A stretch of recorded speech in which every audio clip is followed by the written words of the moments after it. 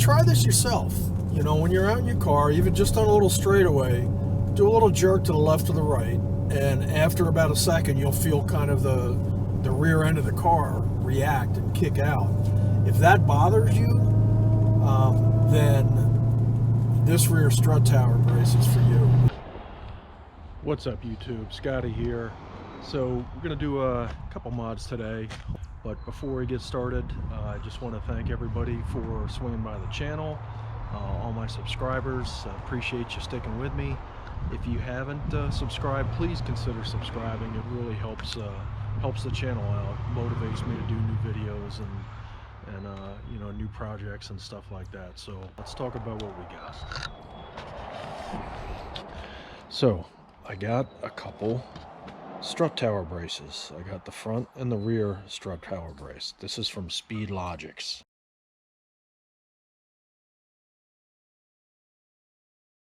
One thing that is nice about this strut tower one reason I got it is because it does angle up.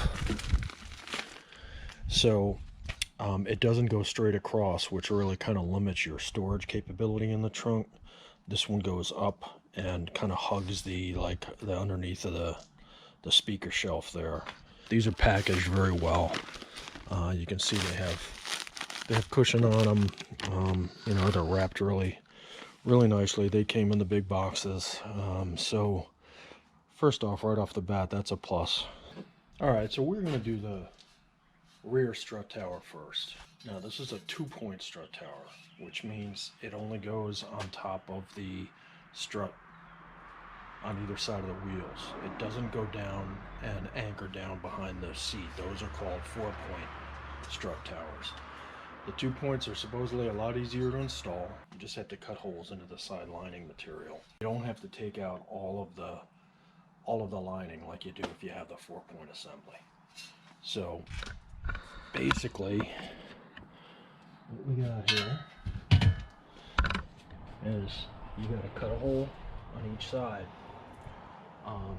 you know, with a sharp razor blade. Then this goes in. You got to do that on each side. Now, one thing I would highly recommend is that you buy one of these finishing kits. They have Velcro on one side, you know, so then they just stick right over the siding like that. So having these means you really don't have to be nearly as careful as you would if you didn't have these. So anytime you're buying these, make sure you get these kits for the back. I think they're like another 30 bucks or something like that, but it's highly worth it. They give me measurements to find the right cutout on the side, so I'm going to start cutting that out. What I found was a little easier was to just make an initial incision with the blade and then get a nice pair of snips to just cut along. It's a lot easier than trying to deal with the razor blade. But if you look in there, you can see the mounting points there.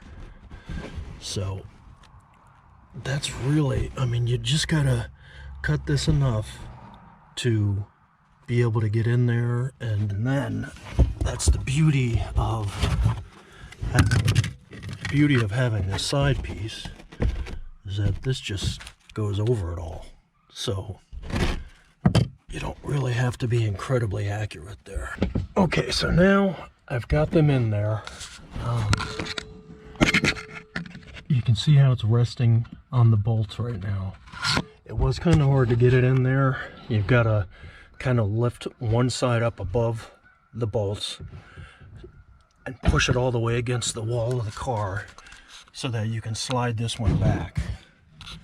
And you do have to bend this a little bit. I'll pop that out. So the next thing now, you're gonna have to cut down along the bottom of this a little bit just to even that out, so that it doesn't bulge out like that. So I'm just gonna cut right around the base of the tubes like that.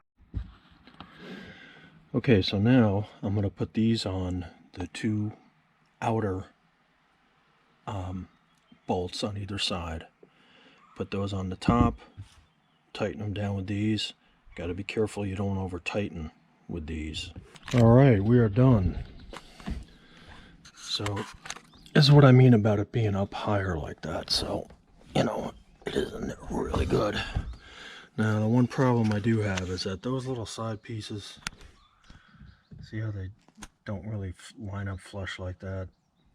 They really just, I don't know if there's like a one-size-fits-all one they sell, because they make different types of strut towers, but those things will not go on there flat. I've tried them upside down, sideways, switch sides, everything. They just do not go on there flat, and they end up sticking out like that. But you know, it's still better than seeing cut carpet in there. I had an extra SRT sticker, so I decided to put on there just to spice it up a little bit. But as far as difficulty, on a rating of 1 to 10, where 10 is the most difficult, I'd give this about a 5. It's really not that difficult. A little awkward trying to get in those spots and tightening up the bolts and everything, and really not too happy about how those panels fit. But other than that, pretty straightforward. All right, guys. So I got the rear strut tower brace in. I'll take a little drive to see if I can notice any difference. So already one thing that was really bothering me about the handling in this, and it's definitely different when you put it in track mode, but just when it's in standard mode, you would jerk the wheel and you would definitely feel like after a second the rear end kind of kick out a little bit. So I want to see if that has been reduced at all. You know, if I just do little turns back and forth here, I can definitely feel a difference. I mean, I'm not feeling that delay of the back end kind of kicking out a little bit, which is great. I'm really surprised already I can feel a difference. So that's fantastic. I really wasn't expecting it to be that much of a difference. I mean, try this yourself. You know, when you're out in your car, even just on a little straightaway, do a little jerk to the left or the right, and after about a second, you'll feel kind of the rear end of the car react and kick out. If that bothers you, then this rear strut tower brace is for you, because that is pretty much gone now. And again, this is this is the Hellcat where I have track mode. I'm not in track mode because I specifically want to see how it's been changed just in regular street mode. Try some of these turns here. Wow, that's fucking awesome. I love it. So far, this has totally been worth the money.